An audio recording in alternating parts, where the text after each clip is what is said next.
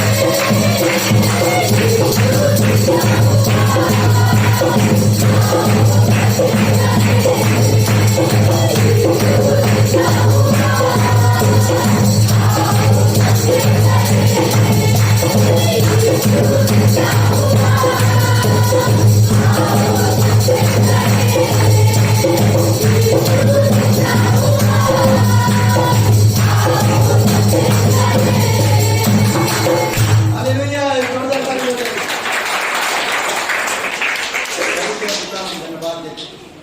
तू सच्चा, तू पवित्र, तू सनातन, तू अनादिकाल से अनंत काल तक एक सा रहने वाला। तू अधर्मी को धर्मी बनाता, भटके हुए लोगों को सही मार्ग दिखाता, कुचले हुए लोगों को, मरे हुए लोगों को तू जिंदा करता है। प्रभु तेरे पास जीवन है, इसीलिए तू जिंदा करता है। धन्यवाद देते प्रभु इस क्रूस के लिए, धन्यवाद देते प्रभु यीशु मसीह उस दंड के लिए, धन्यवाद देते उस कब्र के, जो कब्र आज खाली है और तू जी उठा। इसीलिए पवित्र परमेश्वर की महिमा के धन्यवाद करते हैं, जो हमारे अपराध और गुनाह का दंड अपने ऊपर लेकर क्रूस पर बलिदान कब्र में गया और तीसरे दिन जी उठा। धन्यवाद प्रभु, तू हमारा खजाना, तू हमारा विश्वास है, तू हमारा भरोसा, तू हमारा जीवन। धन्यवाद देते प्रभु यीशु।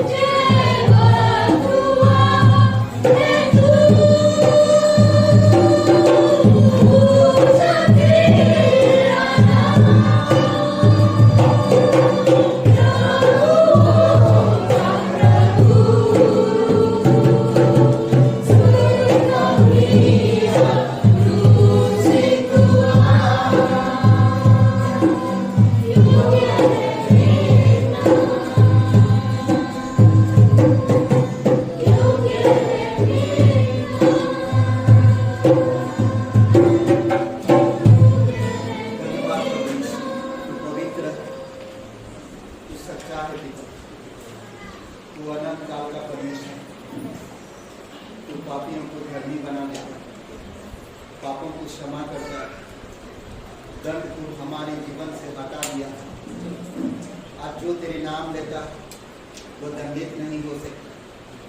प्रभु पाप का दंड, पाप की मजदूरी तू हमसे दूर हो। धन्यवाद देते तूने कहा स्वयं पुनरुत्थान और जीवन में जो मुझ पर विश्वास करता वो मर भी जाए तो भी जिएगा, और जो मुझ पर विश्वास करता जब मैं आऊँगा अगर वो जिंदा है तो वो कभी ना मरेगा, बदल जाएगा। ये तेरी प्रतिज्ञा है पिता, हर एक उन भाइयों बहनों के लिए, उन परिवारों के लिए, उन शख्स के लिए जो तेरे नाम पर विश्वास करते हैं। धन्यवाद देते प्रभु, प्रत्येक हृदय आत्मा से बातें करते आज जो भी कार्यक्रम, धन्यवाद देते यीशु नासरी के नाम से मांगते, आमीन आमीन। 16 यूहन्ना 3:16।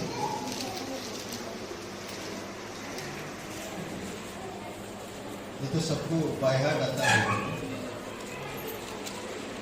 बायहार्ट आता है। परमेश्वर हर एक इंसान को बचाने के लिए उसने स्वयं देहधारी होकर इस धरती पर आया और क्रूस पर जीवन दिया। इसलिए बहुत जरूरी है कि आपको मुझे समझना है कि परमेश्वर हम लोग से कितना प्यार करता है। ओके, और दूसरी एक बात है हमें ये ध्यान देना कि परमेश्वर हमसे कुछ नहीं चाहता, एक चीज चाहता है कि हम उसको जानें। ये भेंट के लिए है, परमेश्वर आपको अपना पुत्र भेंट दिया। अब्राहिम जो परमेश्वर पे विश्वास करता था, उसने अपना एक प्रिय पुत्र को भेंट दिया। विधवा अपनी मूल संपत्ति, पूंजी परमेश्वर को दे दिया। शिष्य सब कुछ उन्होंने छोड़कर प्रभु के पीछे चला। ऐसे बहुत सारी चीजें हैं, बहुत सारे मिशनरी हैं, बहुत सारे प्रभु पर विश्वास किए लोग, और वो अपनी देश, अपनी मोहल्ला छोड़कर वो दूसरी जगह पर जाकर परमेश्वर की गवाही दी कि वो हमारे लिए स्वर्ग छोड़ के इस धरती पर आया, कब्र में गया और तीसरे दिन मरे उनसे जी उठने का गवाही दी। इसीलिए यूहन्ना 3:16 कहता कि परमेश्वर जगत से ऐसा प्रेम किया कि उसने अपना इकलौता पुत्र दे दिया, ताकि जो कोई भी इंसान उस पर विश्वास करे वो नष्ट ना हो परंतु अनंत जीवन पाए। अनंत जीवन इसलिए नहीं कि आप बहुत अच्छे हो, इसलिए परमेश्वर ने आप और मेरे लिए अनंत जीवन देने का प्रण दिया, वादा किया, और इसीलिए स्वर्ग से उतरकर इस धरती पर आए। और हम सभी लोगों के अपराध और गुनाह के कारण हमें दंड नहीं दिया, बल्कि हमारी दंड अपने ऊपर ले क्रूस पर दंडित हुआ, फिर कब्र में रखा गया। आज हम देखते कि प्रभु जहां पर रखा गया था यीशु मसीह, वो कब्र खाली है और वो तीसरे दिन जी उठा। आज का दिन यीशु जी उठा ताकि आप और मैं उसकी जी उठने की गवाही बता सकें। आज आपसे मुझसे वो कुछ नहीं चाहता, एक ही चीज चाहता कि आप उस पर विश्वास करें और अनंत जीवन पाए। आइए इस भेंट के लिए प्रार्थना करें। पवित्र पिता, हम इस बात देते, दयालु और कृपालु परमेश्वर, सारा आदर सारा महिमा हम तुझे देते। स्वर्ग और पृथ्वी बनाने वाला पिता, धन्यवाद करते हैं, धन्यवाद देते हैं। अभिषेक करो प्रत्येक भाई बहन जो दिल से, सच्चे मन से, हर दिल से देते हैं प्रभु तेरे राज्य के लिए, तेरी महिमा के लिए। धन्यवाद, अभिषेक करो और अगुवाई करो, यीशु मसीह के नाम से मांगो, आमीन।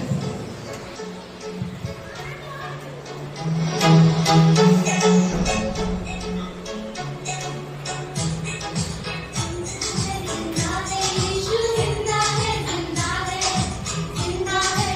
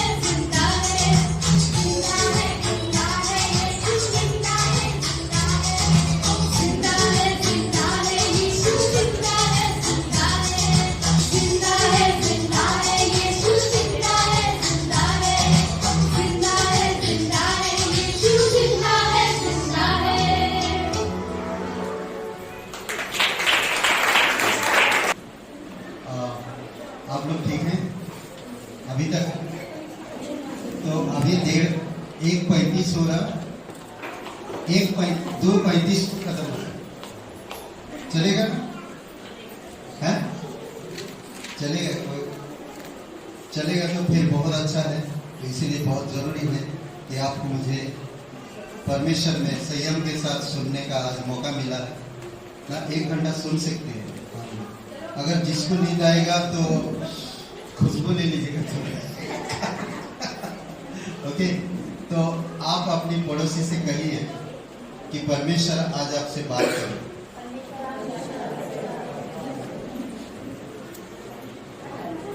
परमेश्वर आपसे बात करे और 1 मिनट के लिए आप खुद खड़े होकर प्रार्थना करिए, परमेश्वर मेरे दिल से बात करे।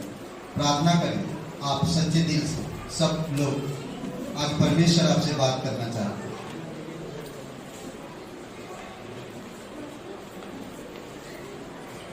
अभिषेक करो इस समय को पिता, जीवित और पराक्रमी परमेश्वर। हर एक लोगों से आप प्यार करते हैं।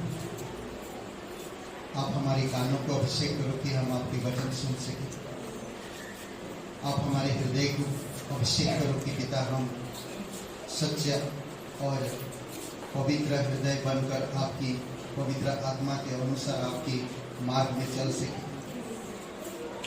आप हमारे जीवन को प्रोत्साहन करो पिता, आत्मा के द्वारा, वचन के द्वारा, लोगों के द्वारा पिता, तेरी कलीसिया के द्वारा। धन्यवाद देते हैं, तेरी स्तुति महिमा करते परमेश्वर, दयालु और कृपालु परमेश्वर। धन्यवाद करते प्रत्येक भाई बहन को अभिषेक करो, यीशु मसीह के नाम से मांगते हैं, आमीन। ओके, आप सभी लोग बैठ जाइए। ओके,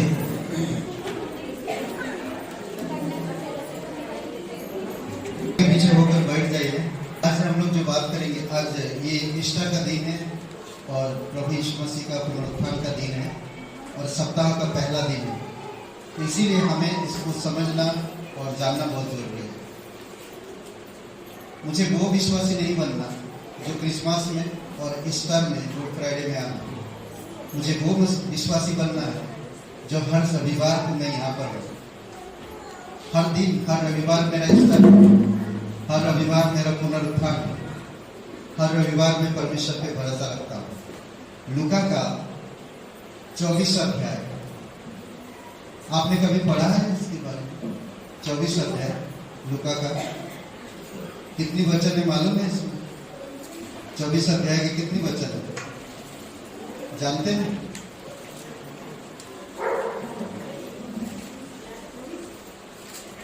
चौबीस अध्याय के कितने वचन है? 53, 56, कितना है? 53, 53 नहीं, अच्छा है, बच गए। 53, 53 वचन है और ये 53 में 4 दिन है, 4 दिन। ओके, यीशु मसीह पुनरुत्थान के बाद इन दिलों को प्रोत्साहन करता। ये जो हृदय है, ये हृदय बहुत खोया हुआ, निराशा, व्याकुल और आनंद भरा, ये 4 प्रकार के दिल के ऊपर बात करता है।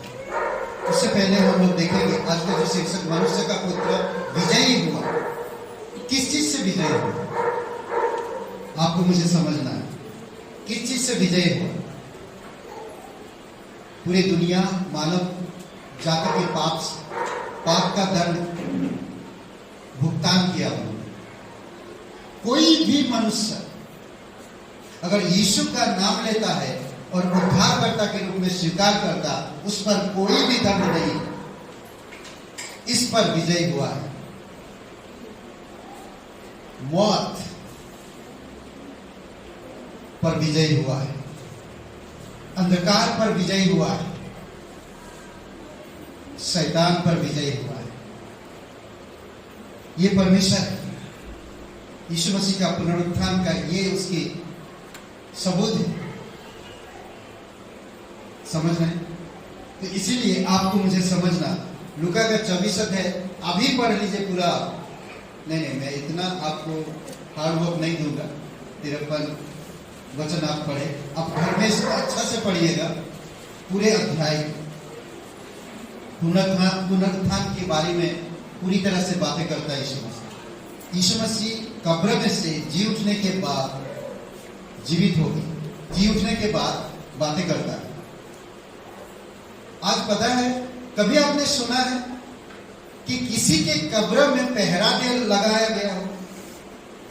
मैंने सुना भाई नेता के घर में पहरा देते, उनके घर में गवाह कोई होता है, उनके घर में पहरा देते, उनके घर में पहरा, उनके घर में पहरा, सिपाही खड़े, बड़े बड़े नेता बड़े बड़े लोगों में पहरा देने के लिए, कब्रस्थान में, कब्र में पहरा देने के लिए खड़े। सोच सकते हैं इतने डरे हुए सब लोग। यीशु ने मरने से पहले 3 बार कहा था कि मैं क्रूस पर मर जाऊं, परंतु तीसरे दिन में कब्र में से जी उठा। वो आज का दिन जी उठा, आज का दिन जी उठा। ना सैनिक समझ पाए और ना और कोई समझ पाया। उसका जी उठने पर भी शैतान ने 2 आरोप लगाए, झूठ प्रचार किया। उसके जी उठने के बाद सोचिए शैतान किस तरह से झूठ को प्रेरणा देता है और आपको मुझे परमेश्वर की महिमा से अलग करता है। इसीलिए कई बार हम लोग नहीं समझ पाते। इसलिए आज आप परमेश्वर को जाने, परमेश्वर को समझे, परमेश्वर के अनुग्रह को समझ पाए। एक डॉक्टर जॉन स्टॉट कहते हैं, विश्वासियों का सार पुनरुत्थान का काम है। विश्वासियों का सार पुनरुत्थान है। पुनरुत्थान की धारणा उनके हृदय स्थल पर है। पुनरुत्थान की धारणा, यदि आप इसे हटा देंगे तो विश्वासी नष्ट हो जाएगा, कोई मतलब ही नहीं विश्वास। पुनरुत्थान का जो जीवन, समझ रहे हैं? तो इसीलिए बहुत जरूरी है कि आपको मुझे समझना। कई सारे गवाह हम देखते हैं यीशु मसीह के पुनरुत्थान को प्रमाण देते हैं। बहुत से गवाही हैं। ये गवाही अद्भुत है। यीशु मसीह का पुनरुत्थान ये निश्चय दिलाता है कि वह सच में परमेश्वर का पुत्र है। ठीक वैसा ही जैसा उसने शरीर में था, उसके पास जीवन था, इसीलिए वो मुर्दों को जिंदा कर पाया। विधवा के बेटे को उसने जिंदा किया, यायर की बेटी को उसने जिंदा किया, 4 दिन मरे हुए लाजर को उसने जिंदा किया।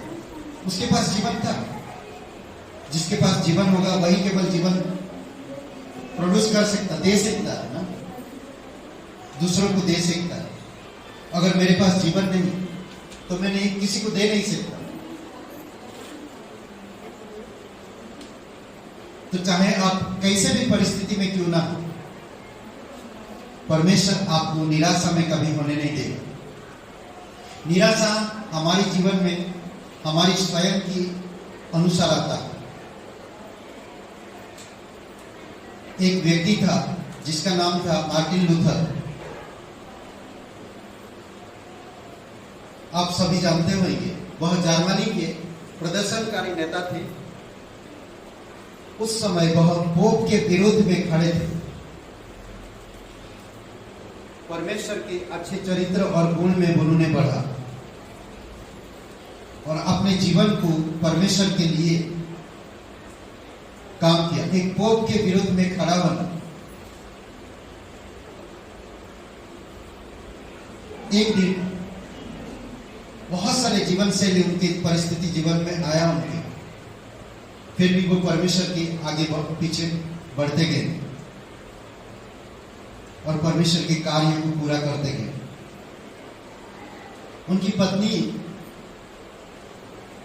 एक बार वो मार्टिन लूथर एक बार निराश थे, उदास लग रहे थे एकदम ना, चेहरे से, दिल से उनकी खुशी चेहरे में दिख नहीं रहा। तो उनकी पत्नी उनको देखकर काला कपड़ा पहनकर वो मर जाता, कोई जब मातम ना शोक जाता, तो मार्टिन लूथर उससे पूछते, ये क्या कर रही हो तुम? बोलते, मैं शोक मना रहा। किसका? कोई मर गया। कौन मर गया? यीशु मर गया। तो मार्टिन लूथर को क्रोध है और गुस्सा में आया और बोले, तुम कैसे बातें कर रहे हो? हम यीशु मसीह जीवित है, तो जीवित है और वो कभी मर नहीं सकता, वो कब्र में से जिंदा हो उठा। तो वो मार्टिन लूथर समझ गए कि उसका पत्नी उनको क्या कहना चाहती है। इसीलिए हे विश्वासी भाई बहनों, में कभी उदास मत लो। परमेश्वर आपका जिंदा है, वो आपकी बातें सुनते हैं, वो आपके साथ एक रिश्ता रखते हैं, फ्रेंडशिप रखते हैं, दोस्त की तरह। आप उनसे खुल के बातें कर सकते, कब्र में नहीं, एकांत कमरे में। कब्र खाली है, यीशु मसीह वो जीवित है। 28 अध्याय मत्ती का, 24 अध्याय लूका का, मरकुस का, 16 अध्याय, 15 अध्याय, 19 अध्याय, 20 अध्याय यूहन्ना का, ये सारे अध्याय को पढ़िए। यीशु जब जीवित हो उठा, क्या कोई उसके लाश को चुरा लिया था? आपको प्रमाण मिल जाए, आप समझ पाए, आप जान पाएंगे।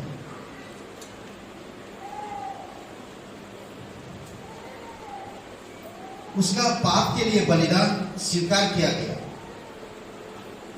उद्धार का कार्य पूरा हो गया। रोमियो का 4, 24 और 25 में, रोमियो का 1 में कहता, ठीक वैसा ही जैसा कि उसने होने का दावा किया था जब वो शरीर में था। 1:4 में रोमियो का, जैसा उसने दावा किया था वैसा ही हुआ। ओके, जो उस पर विश्वास करते हैं वे नए जीवन की सी चाल चलते हैं, चल सकते हैं। अगर आप विश्वास करते हो तो आपको मुझे नए जीवन की चाल चलने के लिए कहता है। रोमियो का 6वां अध्याय 4 वचन और गलतियों का 2 अध्याय वचन 20। वह जीवित है और अपनी सामर्थ उनको देता है जो नए हो जाने से उसकी चाल में चलते हैं, उनको सामर्थ देता है।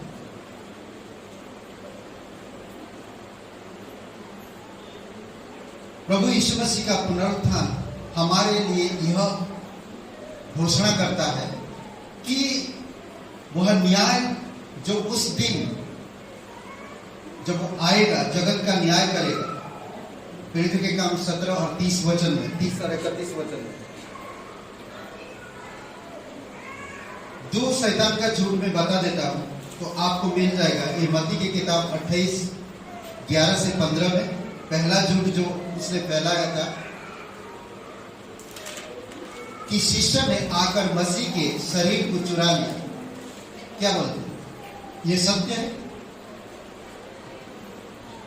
शिष्य ने मसीह के शरीर को चुरा लिया। पिलातुस ने पहरा बैठाया, रोमी सैनिक है वहां पर, शिष्य डरे हुए हैं, प्रभु को इतने बेरहम से मारा गया, उसको निर्दोष आरोप लगाकर उसको क्रूस पर तड़पाया गया है, कोड़े लगाया गया है, पानी भूख प्यासा उसको क्रूस पर लटकाया गया है, कड़ी धूप में चट्टान के ऊपर। सोचिए, और शिष्य को हिम्मत होएगा रोमी सैनिक के सामने जाने का? और पिलातुस का ऑर्डर है, अधिकार, सावधान पूर्वक वो रोमी सिपाही वहां पर खड़े कब्र के पास, तो कैसे चुरा सकते? इम्पॉसिबल है, नहीं चुरा सकते। तो शैतान का झूठ गलत साबित होता है। वो झूठ इसलिए बता रहा कि यीशु पर विश्वास ना करेंगे। और एक झूठ उसने फैलाया कि यीशु सच में क्रूस पर नहीं मरा, केवल मूर्छित हो गया था ना, मूर्छित हो गया, बेहोश हो गया। और उसको कब्र में, ठंडे कब्र में जब रखा गया तो वो परिवर्तन हो गया, वो जिंदा हो गया, होश में आया और वो परिवर्तन हो गया। अरे कोई बेहोश हो जाता है तो उसका शरीर परिवर्तन कैसे हो सकता है? हाँ? और बिना द्वार खुले, दरवाजा खुले कैसे अंदर आ सकता है? अगर बेहोश कोई इंसान ठीक हो जाता है, बेहोश पड़ा, होश में जब आता, तो क्या वो दीवार से आर पार जा सकता है? मुश्किल है। ये भी झूठ था। समझ रहे हैं? ये आप मरकुस का किताब 15:44 में देख सकते हैं।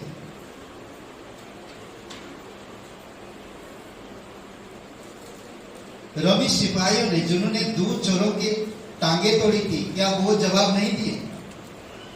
यूहन्ना का 19:31 से 34 में जानते थे कि यीशु मर चुका है, उन्होंने गवाही दिया, क्योंकि जब उनकी टांगे, जब इंसान क्रूस पे चढ़ाया गया और समय हो रहा, दूसरे दिन उनका एक बड़ा दिन था, पर्व का दिन था, और उससे पहले ये लोग को मरना और दफनाया जाना बहुत जरूरी था। और उनकी टांगे तोड़ने के लिए गए तो दोनों का, एक का टांगे तोड़ा गया क्योंकि वो जीवित था। ये टांगे तोड़ देने से वो सांसें ले नहीं पाएगी, जल्दी खत्म हो जाएगा। और जब यीशु के पास गए तो यीशु मर चुका था, उसकी टांगे नहीं तोड़ी गई। तो इस तरह से परमेश्वर काम करता है। कैसे एक ठंडी कब्र मसीह के शरीर को परिवर्तन कर सकती कि वह प्रकट हो सकता था, अदृश्य हो सकता था, वह बंद दरवाजे के बीच से चलकर आ सकता था। ठंडी कब्र में अगर कोई इंसान बेहोश है और ठंडी कब्र में रख दिए और उस जीवित हो गया या होश में आ गया, तो इस प्रकार की चमत्कार नहीं हो सकता। समझ रहे? सुसमाचार का संदेश यीशु की मृत्यु और उसके पुनरुत्थान पर आधारित है। पहला कुरिन्थियों का 15:1 से 8 में। अगर पुनरुत्थान नहीं होता तो सुसमाचार आज हम नहीं बता सकते, किसी को भी नहीं। चले या प्रेरित उसके पुनरुत्थान के गवाह के रूप में भेजे गए थे। यीशु मसीह जो पुनरुत्थान हुआ, वो जो जी उठा, गवाह के रूप में हर एक चेलों को भेजा गया। प्रेरितों के काम 1:22 में, प्रेरितों के काम की किताब यीशु मसीह के पुनरुत्थान पर बात करता है, बल देता। समझ रहे? यीशु के मरे हुए में से जी उठने का कुछ ठोस प्रकटीकरण, कुछ अच्छा गवाह दिया। ये गवाही है। देखिए, वह मारियम मगदलिनी को प्रकट हुआ मारियम मगदलिनी, यूहन्ना का 20:11 से 18 में। तब दूसरे स्त्रियों को भी दर्शन दिखाई दिया, मत्ती का 28:9-10 वचन में। तब इम्मानुएल के मार्ग पर जाते हुए दो चेलों को, लूका का 24:13 से 22 में। किसी समय वह पतरस पर भी प्रकट हुआ, लूका का 24:34 में। और उसके अर्ध भाई यानी कि याकूब पर भी प्रकट हुआ, पहला कुरिन्थियों का 15:7 में। ये सारे लोगों पर प्रकट हुआ जीवित होने के बाद यीशु मसीह। उस शाम प्रेरितों पर, चेले लोगों पर प्रकट हुआ, लूका का 24:36 से 43। 43 तक, 36 से 43 तक। थोमा उनके साथ नहीं था। यूहन्ना का 20, 19 से 25 में थोमा नहीं था उनके साथ। एक सप्ताह बाद चेलों पर फिर प्रकट हुआ, विशेषकर थोमा के लिए। यूहन्ना 20 अध्याय 26 से 31। एक सप्ताह के बाद 7 चेलों पर प्रकट हुआ, जबकि वे गलील के झील में मछली पकड़ने जा रहे थे। यूहन्ना 21 अध्याय। ये सारे जी उठने के बाद सबसे मुलाकात किया। उनके साथ क्या किया? मुलाकात करके मैं आगे बताता हूं। देखिए, अपने ऊपर उठा लिए जाने से पहले वह चेलों पर कई बार प्रकट हुआ, उनको शिक्षा देता हूं, सिखा रहा, प्रोत्साहन कर रहा। तो कहते हैं कि प्रेरितों के काम 1 पहला अध्याय 1 से 18 में उसकी सेवकाई के लिए उनको तैयार कर रहा, ताकि चेले जाकर उसकी सेवा कर सके, उसकी सेवकाई को बढ़ा सके। आगे उनको प्रोत्साहन कर रहा। जब विश्वासियों को पता चला, सारे विश्वासी जब वहां पर थे, विश्वासियों को जब पता चला यीशु जीवित था, तो इस बात से उनके जीवनों में भारी अंतर पड़ा। वो लोग निराश थे। वो लोग सोच रहे थे कि ये पूरी तरह से अब कुछ नहीं होने वाला, प्रभु खत्म चला गया, निराश थी। परंतु लूका का 24 अध्याय में 4 प्रकार के दिल के बारे में हम देखते हैं। हृदय, 4 प्रकार के हृदय। ओके, सबसे पहला व्याकुल हृदय। वह कब्र खोलता है। लूका का 24, 1 से 12। सोचिए, कोई कब्र में रखा गया, प्रभु यीशु मसीह के साथ 3 साल तक आप घूमे, आपकी जीवन में दुष्ट आत्मा निकाला, आपके घर में शांति लेकर आया, आप उस आंखों से देखे 5000 लोगों को खिलाया, आपने देखे कि यीशु पानी के ऊपर चल रहा, आपने देखा उसके साथ कि यीशु लाजर को, 4 दिन मरे हुए इंसान को पुकारा, हे लाजर बाहर आ, वो उठ के बाहर आ रहा व्यक्ति। अब ये यीशु स्वयं कब्र में है, सब लोग डरे हुए हैं, सब लोग भयभीत हैं, सब लोग शोक में, उनका दिल व्याकुल है। अब क्या होने वाला, अब क्या होगा, हमारा क्या होगा? हम विश्वास किए, अब हम क्या करें? कुछ समझ नहीं आ रहा, कुछ बातें स्मरण नहीं आ रही। कभी कुछ इस प्रकार के हादसा होता है तो आप और मैं परमेश्वर को ध्यान नहीं देते, परमेश्वर के वचनों को याद नहीं आता है, हम अपनी ताकत से बहुत कुछ करने लगते हैं। समझ रहे हैं? वो लोग कहते कि हमें नहीं मालूम कि किस समय सप्ताह के प्रथम दिन पर यीशु मरे हुओं में से जीवित होगा। सप्ताह के पहला दिन इस दुविधा में थे, इस व्याकुल में थे कि किस समय सप्ताह के पहला दिन, रविवार का दिन, यीशु मसीह किस समय जी उठेगा। यह बहुत तड़के हुआ होगा। भूकंप और स्वर्गदूत, मत्ती का 28:2 से 4 में कब्र खोल दी गई। यीशु को बाहर निकालने के लिए नहीं, कब्र खुला गया, यीशु को बाहर निकालने के लिए नहीं, सुबह तड़के। परंतु गवाह को भीतर जाने के लिए भूकंप इसीलिए हुआ, स्वर्गदूत इसीलिए आए यीशु को जिंदा करने के लिए। यीशु कब जिंदा हो गया हमें भी नहीं मालूम। यीशु को कब्र की पत्थर रहते हुए भी वो जीवित है। वो अदृश्य परमेश्वर का प्रतिरूप है। कुलुसियों का 1:15 में वो अदृश्य परमेश्वर का प्रतिरूप यीशु मसीह है। उसको खोलने की, द्वार खोलने की जरूरत नहीं है। जब आप और मैं स्वर्ग रोहण होएंगे तो आप और मैं यहीं से मैं सीधा निकल जाऊंगा, ये छेद भी नहीं होगा, मैं सीधा चला जाऊंगा। समझ रहे हैं? परमेश्वर के लिए कुछ भी अदृश्य परमेश्वर का प्रतिरूप यीशु मसीह है। भूकंप इसीलिए हुआ, स्वर्गदूत इसीलिए आए कि गवाह जो आ रहे हैं उनको उस कब्र के पास वो एक गवाह के लिए, समझ रहे हैं? इसलिए बहुत जरूरी है कि आपको मुझे समझना क्या गवाह था।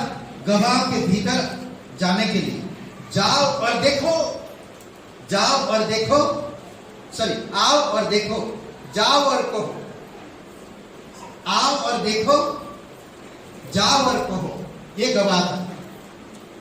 स्वर्गदूत कलीसिया के लिए ईस्टर का आदेश था, हर एक विश्वासी भाई बहनों के लिए आदेश था जो यीशु पर विश्वास करते हैं।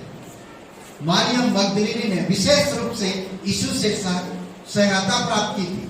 वो एक अच्छा वरदान या अच्छा सहायता मिला था उसे, मारियम मगदलीनी, जिसके अंदर 7 दुष्ट आत्माएं थी। समझ रहे हैं? वह उसके प्रति समर्पित थी, परमेश्वर के प्रति। लूका का 8 अध्याय वचन 2 में समर्पित थी। वह क्रूस पर देर तक रुकी रही थी। मरकुस का 15:47 में 15:47 में। तब वह कब्र पर प्रथम थी, पहले कब्र पर आई, पहली और कब्र पर आई। कहता कि उसके साथ याकूब की माता मारियम थी। लूका का 24 अध्याय वचन 10 में। ये व्याकुल थे देखने का यीशु का क्या हुआ, कब्र में है क्या नहीं, चारों तरफ से ना, ये व्याकुल थी, वो जानती थी। फिर वो कहते कि इस आशा से कि वे अपने प्रभु के शरीर को गाड़े जाने के लिए तैयारी का काम पूरा हो करे, जो भी 3 दिन में पूरा करना था वो पूरा करे। सबका दिन जाकर जल्दी जल्दी से निपटा के आना था उनको। वह एक दुखी प्रेम का परिश्रम था, वह एक दुखी प्रेम का परिश्रम था। वो दुख भी है अंदर, प्रभु से प्यार भी है।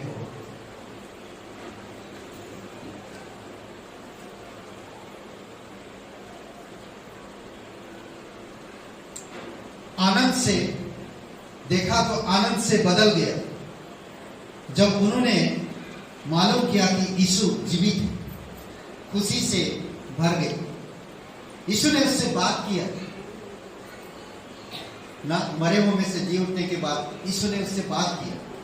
आज कई बार हम कितने दुख देते हैं लोगों को, शब्दों के द्वारा, विचार के द्वारा। कई बार हम कुछ चीजों को समझते नहीं, टूट पड़ते हैं उनके लिए। कोई बातें उनकी सुनना ही पसंद नहीं करते, चालू हो जाते ना। परमेश्वर जी उठने के बाद जो खुशी महसूस की हुई है वो आप अंदाजा भी नहीं लगा सकते। आज आप जो यहां पर हो, ये खुशी का दिन, ये खुशी की प्रभु यीशु मसीह जीवित है। आपका प्रभु जिस पर आप भरोसा रखते हैं, जो आपके दंड, अपनी मृत्यु, आपकी अपराध, आपकी गुनाहों को हमेशा के लिए आपसे दूर करके बलिदान हो गया, कब्र में चला गया। वो कब्र में नहीं है, वो जिंदा है, वो जीवित है। वो आपकी प्रार्थना सुनते हैं, वो आपके साथ है, वो आपके अंदर है। आप उसके मंदिर, यीशु मसीह का मन आपके अंदर है। दूसरा, हृदय, निराश हृदय, निराश हृदय। वह उनकी आंखें खुलता है। लूका का 24:13 से 35 में वह उनकी आंखें खुलता है। इमानुएल एक छोटा सा गांव था। इमानुएल बोला, इमाउस एक छोटा सा गांव था जो यरूशलेम से 8 मील उत्तर पश्चिम की ओर था। 2 मनुष्य जो यरूशलेम से इमाउस की ओर पैदल चल रहे थे। सोचिए कि कितना माइल था, 8 मील दूरी था, पैदल 8 मील चल के जाना है यरूशलेम से इमाउस। पैदल चल रहे थे, वे निराश शिष्य थे, वे निराश थे, जिन्हें निराश होने का कोई कारण भी नहीं था, तब भी वो निराश थे। कभी कभी आप और मैं निराश इसलिए होते हैं कि कोई कारण ही नहीं है, इसलिए हम निराश हैं। कमाल है, कुछ भी कारण नहीं तो भी हम निराश हैं। दुख का कोई वजह ही नहीं तो भी हम दुखी है। सोचिए कैसा है ना। एक पति पत्नी एक बार डॉक्टर के पास जाते हैं। पत्नी के थर्मामीटर ना, डॉक्टर ने पत्नी के मुंह में थर्मामीटर डाल दिया ना, वो जो चेक करते क्या बुखार चेक कर डाल दिया। तो पति उसको देखा, ये तो यार चुप हो गया, काफी टाइम तक चुप रहा। तो पति बड़े प्यार से पूछता है, डॉक्टर साहब ये कौन सी जादुई चढ़ी इसके मुंह में डाल दी है जो ये चुप हो गई? मुझे भी ये दीजिएगा, कितना रुपया लगेगा बोलिए।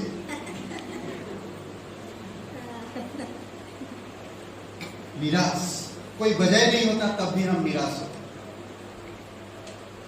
ये 2 चेले भी वैसे ही, उन्होंने स्त्रियों का संवाद सुना था, कब्र खाली थी, यीशु जीवित है। उन्होंने उन पर विश्वास नहीं किया। बातें सुना, गवाही सुना, जो यीशु के बारे में तुमने सुना उसके साथ घूमा, वो यीशु कब्र में नहीं है, कब्र खाली है, वो जीवित है। इस बात पर उन्होंने विश्वास नहीं किया, इसीलिए वो निराश थे। कभी कभी आप और मैं, पास्टर जो समझाया या अगुआ कोई भाई बहन जो समझाए, या वचन बाइबल की वचन से जो वचन मिला और मेरे दिल से मेरे मन से जो बातें किया, उस पर कभी गौर नहीं करते हैं, ध्यान नहीं देते हैं, तभी तो निराश होते हैं। उस पर ध्यान देना चाहिए। लूका 24:21 में कहता है कि उनकी आशा थी कि यीशु इजराइल का छुटकारा करेगा। उनकी आशा टूट चुकी थी। हमें यह आश्वासन आभास होता है कि उसे मनुष्य की निराशा और हताश थी, क्योंकि परमेश्वर ने जो चाहते थे, परमेश्वर वो नहीं करता जो वे चाहते थे। उन्होंने राज्य की महिमा को देखना चाहते थे, परंतु वे दुख को समझने में परमेश्वर के दुख को समझने में असफल रहे। यीशु मसीह जो दुख उठाया, यीशु मसीह जो क्रूस पर जान दिया, असमर्थ है। वचन 17 में कहता है, बट यीशु मसीह बड़े अनुग्रह से उनके साथ बातचीत किया और बड़े प्यार से, और यीशु कहते हैं कि उनको अच्छा से समझाया। चलते चलते उनके साथ चल रहा। सोचिए, यीशु खुद चल रहा, उनको बोल सकता था भाई बैठ जाओ, उनके साथ चलते चलते बातें कर रहा है यीशु मसीह। और बातें क्या कर रहा? पवित्र शास्त्र से, परमेश्वर की वचन से बातें कर रहा। और जब वो बातें कर रहा तो उत्पत्ति का 3:15 से बातें शुरू किया। परमेश्वर की प्रतिज्ञा के ऊपर एक उद्धारकर्ता आएगा, मनुष्य के अपराध और गुनाह के कारण उनका दंड अपने पर लेकर वो करने के। वो बता रहा अब्राहम का इकलौते पुत्र के बारे में कि वो अपना इकलौता पुत्र बलि के लिए कैसे लेकर गया। वो बता रहा ले व्यवस्था की किताब, निर्गमन की किताब में जो बलिदान और जो निवास स्थान, उसके बारे में वो बता रहा। वो बता रहा यशायाह 53 में जो यीशु दुख उठाएगा। वो बता रहा भजन संहिता 22 और भजन संहिता भजन संहिता 22 और भजन संहिता 69, 68 तक।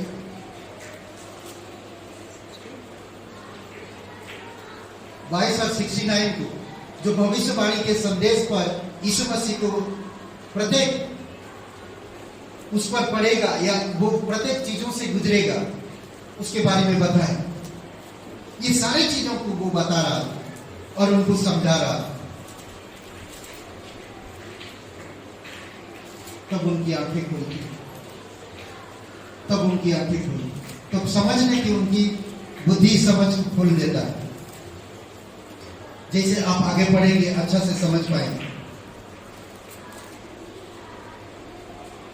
तीसरा हृदय मैं बंद करूंगा, फिर से व्याकुल हृदय, वह उनकी बुद्धि खुलता है।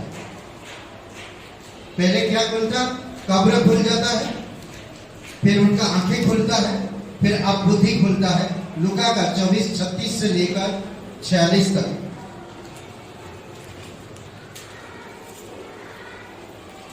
उन दिन इतनी अधिक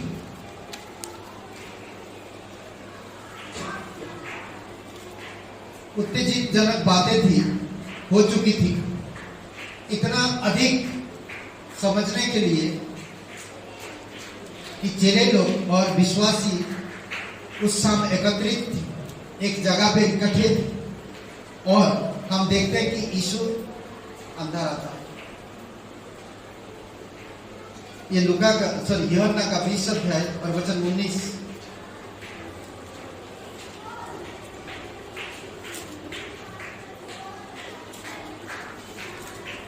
वहां पर कहता कि यीशु मसीह अंदर आकर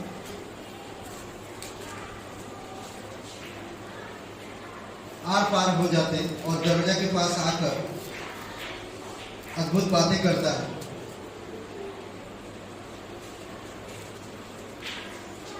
शांति मिले ना, तुम्हें शांति मिले।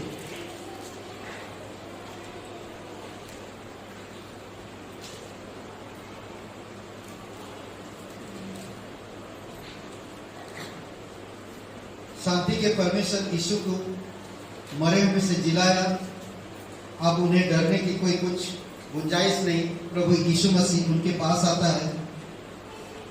19 से लेकर 21 में आप देख सकते हैं। उसमें यीशु ने उन्हें शांत करने के लिए कहा और शांति, तुम्हें शांति मिले। उन्हें आशीष का वचन भी दिया। मरकुस का 16:14 में यह सुझाव देता कि उनके हृदय की दशा को या उनके भय को दूर करे। और हम चौथी बातें हम देखते हैं कि बंद करने से पहले आनंदित हृदय था। लूका का 24 अध्याय 47 से 53 तक। ओके, 49, 50 और 52, 51, 52, 53 पढ़ेंगे कोई जोर से। 49 से 53 तक कोई पढ़ेंगे? और देखो, जिसकी प्रतिज्ञा मेरे पिता ने की है, मैं उसको तुम पर उतारूंगा, और जब तक स्वर्ग में सामर्थ में पाओ तब तक तुम उसी नगर में ठहरे रहो। तब वह उन्हें बैतनिय्याह तक बाहर ले गया और अपने हाथ उठाकर उन्हें आशीष दी, और उन्हें आशीष देते हुए वह उनसे अलग हो गया और स्वर्ग पर उठा लिया गया। तब वे उसको दंडवत करके बड़े आनंद से यरूशलेम को लौट गए, और वे लगातार मंदिर में उपस्थित होकर परमेश्वर की स्तुति किया करते थे। ओके, तो ये कहता कि वह उनके होठों को खुलता है। रुके रहो ना, कहता कि अधिकार हमेशा उत्तरदायित्व लाता है। समझ रहे? जो कुछ यीशु ने कहा और किया था उसके गवाह बना था। पीड़ितों के काम 1:8 गवाह होना था। होठों को खुला। जब वो मुंह खोले तो हम दूसरे अध्याय में देखते हैं कि 3000 लोग आए। किसके बारे में? उसकी मृत्यु, उसके पुनरुत्थान की गवाही बनी। समझ रहे? उसकी मृत्यु और पुनरुत्थान की गवाही बनी। एक गवाह वह व्यक्ति है जो सच्चाई से जो कुछ उसने देखा और सुना है कहता है। पीड़ितों के काम 4:22 में गवाह शब्द किसी किसी ना किसी प्रकार से प्रेरित के काम की किताब में करीबन 29 बार प्रयोग किया गया गवाही के बारे में। विश्वासी होने के नाते न्याय या मुकदमा चलाने वाली वकील हम नहीं है इस धरती के लोगों पर। किसी का न्याय या वकील होकर वकालती करने वाले नहीं है। हम एक गवाह है। हम मुंह खोलते हैं प्रभु यीशु मसीह के प्रेम को, मृत्यु को और उसके पुनरुत्थान गवाही के तौर पे पेश करते हैं और खोए हुए लोगों, पापियों से और निराशा में पड़े हुए लोगों सामने हम उसकी गवाही बनते हैं। कितना अच्छा है ना कि आपके पास सुसमाचार है यीशु के मृत्यु, उसके जी उठने की, ताकि आप ऐसे लोगों के साथ बातें कर सको जो लोग खोए हुए हैं, जो पाप में पड़े हैं और डूबे हुए हैं। सोचिए क्या स्टोरी है मारियम मगदलिनी की, क्या स्टोरी है, क्या कहानी है उसके जीवन में। आज हम पढ़ते हैं जो एक दुष्टग्रस्त लड़की थी, जो लोग आरोप लगाते थे, जो रो रो के पड़े पड़े जी रही थी, आज उसकी गवाही हम सुन रहे हैं। उसके शरीर ठीक नहीं रहता भाई। क्या स्टोरी है। थोमा का स्टोरी क्या है। थोमा जो यीशु के साथ घूमा, यीशु के चमत्कार को देखा, यीशु लोगों से किस तरह प्रेम किया, लोगों को किस तरह परमेश्वर के पास लाया, परमेश्वर की उद्धार का संदेश लोगों तक किस तरह पहुंचा है। जब तक अपनी आंखों से नहीं देखूंगा, उसके हाथ में जो छेद है वो छेद में जब तक उंगली नहीं डालूंगा तब तक मैं यकीन नहीं करूंगा। प्रभु ने उसके सामने प्रकट, और वही थमा भारत में प्राण दे दिया। यीशु का एक चेला जो इजराइल यरूशलेम से वो भारत में आया। सोचिए 52 सदी में। अभी हम लोग कितने में रह रहे? 2021 में। वो 52 सदी में आए। यीशु को क्रूस पर चढ़ाए, ये कौन सी सदी? 33। इसी जी उठा 33 सदी। यूहन्ना आखिरी चल प्रकाशित वाक्य लिखता है 90 और 100 के बीच में। ये परमेश्वर जीवित है, वो कभी मरता नहीं, वो अमर है। आप और मैं मरेंगे, पर जो आज यीशु मसीह पर विश्वास करता वो उसके साथ जिंदा है, उसके साथ जीवित है। समझ रहे? इसलिए बहुत जरूरी है कि आपको मुझे समझना, यीशु जीवित है, कब्र खाली है। यीशु जीवित होकर 40 दिन तक अपनी अनुयायियों को समझाया, वचन बताया, सिखाया, तैयार किया, गवाह के रूप में उनको खड़ा किया और उनको भेजा। उनको कहा रुको यरूशलेम, सामर्थ पाओगे तब तुम जाओ। प्रेरितों के काम 1:8, जब तुम सामर्थ पाओगे यरूशलेम, यहूदिया, सामरिया और दुनिया की कोने कोने तक तुम मेरे गवाह हो। आज हम उसी की गवाह है, उसी की गवाह है। आज आप विश्वास करते हैं यीशु आपकी अपराध और गुनाहों के कारण क्रूस पर लहू बहाया, दंड, आपका जो पाप की दंड था वो खत्म कर दिया क्रूस पर, उसको कब्र में रखा गया, आप और मुझे भी उसी प्रकार कब्र में रखा। 6 का 4 पढ़िए, रोमियो का 6:4 पढ़ते।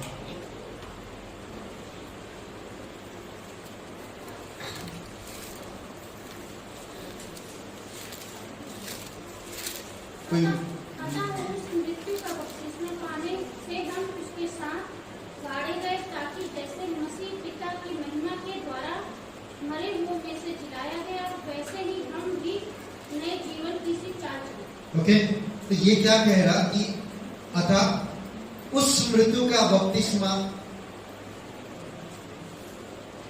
पाने से हम उसके साथ गाड़े गए। जब आप यीशु पर विश्वास करते, मृत्यु का बपतिस्मा लेते, आप उसके साथ गाड़े जाते। जो यीशु तीसरे दिन जी उठता, आप उसके साथ जी उठते और आपका मेल मिलाप पिता के साथ हो जाता। आप धर्मी बन जाते, आप परमेश्वर का अनुयायी बन जाते। कितना अच्छा ना। प्रभु यीशु विजय, मनुष्य का पुत्र विजय कब्र में से जी उठे, वो जीवित है। आइए हम लोग प्रार्थना करें, आंखें बंद करिए, आंखें बंद करिए। सबकी आंखें बंद है, सबकी सर झुकी हुई। कोई भाई बहन है पहले आप कभी विश्वास नहीं किए, आज आपके पास एक अवसर है कि आप यीशु मसीह पर विश्वास कर सकें और नया जीवन पा सकें। अगर आप विश्वास करना चाहते हैं, यीशु आपके क्रूस पर जीवन दिया, कब्र में गया और तीसरे दिन मरे होने से जी वो जीवित है। आप अगर विश्वास करना चाहते हैं, आपकी पापों को, आपको मृत्यु से, आपको नरक से बचाएगा, आपको अनंत जीवन देगा, आप परमेश्वर के पुत्र कहलाएंगे। अगर आप विश्वास करना चाहते हैं, मेरे साथ प्रार्थना को करिए, सच्चे दिल से, सच्चे मन से और मन से करिए। जोर से बोलने की जरूरत नहीं, सबकी आंखें बंद है, सबकी सर झुकी हुई है। अगर आप विश्वास करना चाहते हैं, अपने मन में प्रार्थना करिएगा। परमेश्वर और आपके बीच में है ये। अगर आप विश्वास करना चाहते, नया जीवन पाना चाहते, अनंत जीवन पाना चाहते, तो आज आप मेरे साथ प्रार्थना करें। कहिए, हे यीशु, मैं जानता हूं मैं एक पापी हूं, मैं खुद को नहीं बचा सकता। मैं धन्यवाद देता, तो मेरे अपराधों के कारण, गुनाहों के कारण क्रूस पर जीवन दिया। मेरे पाप का बोझ और दंड अपने ऊपर लेकर क्रूस पर बलिदान हो। हे यीशु, मुझे माफ कर दीजिए, मुझे क्षमा कर दीजिए। मैं तन मन से तेरे नाम पर विश्वास करता हूं, मुझे क्षमा कर दीजिए। तू जीवित परमेश्वर का एक लता पुत्र मसीहा है, मेरा मुक्तिदाता, मेरा उद्धार करता, यीशु के नाम से, आमीन।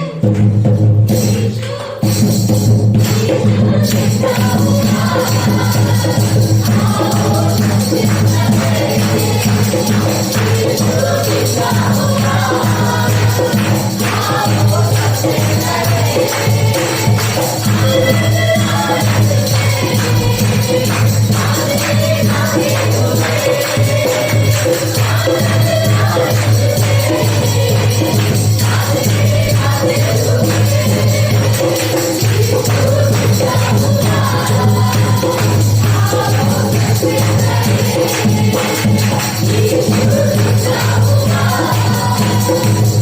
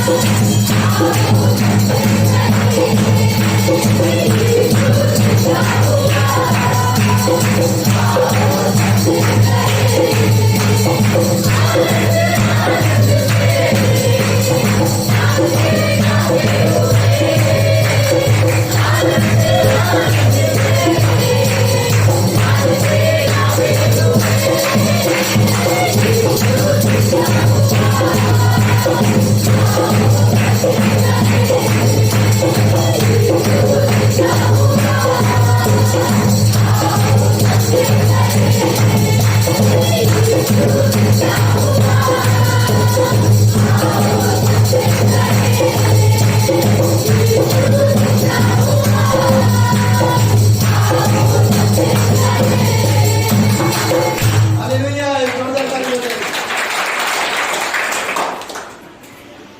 पवित्र पिता, हम धन्यवाद देते हैं। प्रत्येक भाई बहनों को अभिषेक करो, शांत मन, पवित्र दिल।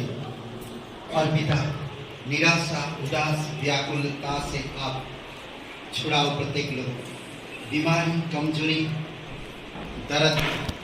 प्रभु यीशु, आप कृपा दृष्टि करो, आप दया करो पिता। जीवित और पराक्रमी परमेश्वर, तेरी अनुग्रह में, तेरी दया और तेरी करुणा आप अगुवाई करो प्रभु यीशु। धन्यवाद देते पिता, तू सर्वशक्तिमान का धनी है प्रभु। तू प्रत्येक लोगों पर दया करता है। आज यहाँ पर प्रत्येक भाई बहनों के जीवन में अगुवाई करो प्रभु। आप उन्हें शक्ति, सामर्थ्य, जीवित और पराक्रमी परमेश्वर धन्यवाद देते। स्वर्ग और पृथ्वी बनने वाला पिता, धन्यवाद देते, तेरी महिमा करते, धन्यवाद देते प्रभु यीशु। धन्यवाद देते, प्रत्येक लोगों को छुओ प्रभु और अभिषेक करो। यीशु मसीह के नाम से मांगते हैं, आमीन।